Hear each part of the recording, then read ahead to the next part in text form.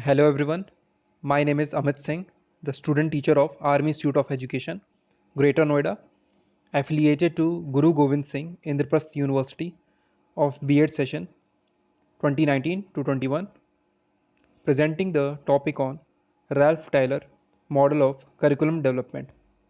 So let's begin with the presentation. So first of all, here is the introduction of curriculum. Curriculum is the crux of whole educational process. Without curriculum, we cannot conceive any educational endeavor. Curriculum, in literal sense, a pathway towards a goal.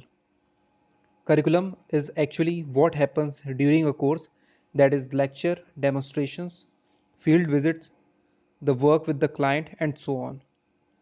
Curriculum is also the written description of what happens. It is totality of all the learning to which students are exposed during their study in the school. Now, here are some definitions of curriculum. Number one, according to Cunningham, it is a tool in the hand of the artist, that is the teacher, to mold his material, the pupil, in accordance with his ideals in his studio, that is the school. Second, according to G. Hess, the curriculum is all experiences that individual learners have in a program of education whose purpose is to achieve broad goals and related specific objectives which are planned in terms of a framework of theory and research or past and professional practice. Number 3, according to Florence Nightingale International Foundation, a systematic arrangement of the sum total of selected experiences planned by a school or a defined group of students to attain the aims of particular educational program. Now, what is curriculum development? Curriculum development can be defined as the process of planning, implementing, and evaluating curriculum that ultimately results in a curriculum plan. Now, here is Ralph Taylor model. Ralph Taylor published more than 700 articles and 16 books.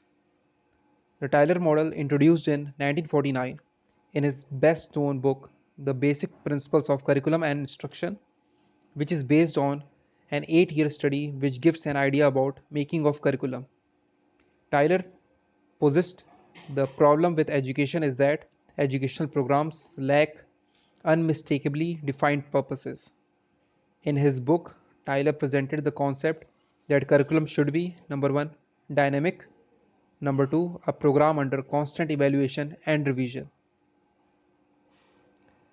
The brilliance of Tyler's model is that it was one of the first models, and it was and still is a highly simple model consisting of 4 steps. Tyler also explains that curriculum planning is a continuous, cyclical process, an instrument of education that needs to be fine tuned. Tyler's model for curriculum designing is based on 4 fundamental questions. Number 1, what educational purposes should the school seek to attain? Number 2, what educational experiences can be provided that will likely attain these purposes? Number 3, how can these educational experiences can be effectively organized? How can we determine whether the purposes are being attained? Now, Tyler's linear model, here are steps of curriculum development given by Tyler. Step number 1, defining objectives. Step number 2, selection of learning experiences. Step number 3, organization of learning experiences. Step number 4, evaluation. In step number 1, that is educational objective. Under this, objectives is to indicate the kinds of changes in the student to be brought. Then the instructional activities can be planned and developed in a way likely to attain these objectives. Number 2, learning experiences. Under this, learning experiences refers to the teaching learning process, the methods followed, and the activities planned to facilitate the teaching learning process. Number 3, organizing of learning experiences.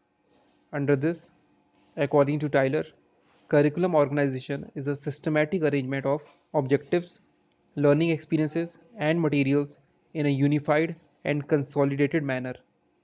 It is a process of putting contents and learning experiences together to form some kind of coherent program. Some of these organizing principles identified are: number 1, starting from the simple and proceeding to the complex. Number 2, moving from the whole to the part. Point number 3, following chronological approach. Point number 4, sequence on the basis of concentric circle. And lastly, point number 5, sequence based on prerequisite teaching. Now, evaluating the curriculum. The effectiveness of any educational program is judged by its potential to realize its goals and objectives. The extent to which the objectives are achieved can be assessed through appropriate evaluation procedures. The evaluation of any purposeful activity should have certain characteristics. Now, the important characteristics are as follows. Number 1, consistency with the objectives of the curriculum. Number 2, sufficient diagnostic value. Number 3, comprehensiveness. Number 4, validity. And number 5, continuity. The Tyler model is linear in nature, starting from objectives and ending with evaluation. In this model, evaluation is terminal. It is important to note that objectives form the basis for the selection and organization of learning experiences. Objectives form the basis for assessing the curriculum. And lastly, objectives are derived from the learner, contemporary life, and subject specialist. To Tyler, evaluation is a process by which one matches the initial expectation with outcomes. Now, to identify the learning objectives, Tyler suggested that curriculum planner should gather data from three sources. Number 1, subject matter. The subject specialists are responsible for providing purposes which are specialized. They should provide relevant content for the learner related to the knowledge of their subject areas. Number 2, learner. The child's need and interest must be related to psychology of child. Appropriate objectives must coincide with appropriate age level. Objectives must be developed from identified needs, behavioral changes, and interest. Number 3, society. Challenges and needs of the society can guide the development of purposes which provide the knowledge, skills, and attitude for the learners. An analysis of the philosophy, which is part of the culture of the nation, will provide the objectives of the curriculum. Now, here are some advantages and disadvantages of Tyler's model. Firstly, some advantages of Tyler's model are: number 1, it takes all stakeholders into consideration.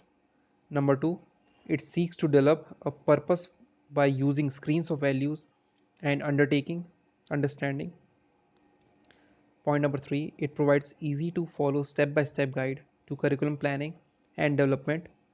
Point number 4, it aims at student developing behavior as their target of teaching. Now, some disadvantages of Tyler's model are: point number 1, it sees curriculum development as a fixed linear process. Point number 2, it does not have a feedback mechanism to tell people how to correct it. Point number 3, it limits what student can learn. And lastly, point number 4, it doesn't consider that not all learning outcomes can be measured. So that's all for this topic. Thank you everyone for listening me.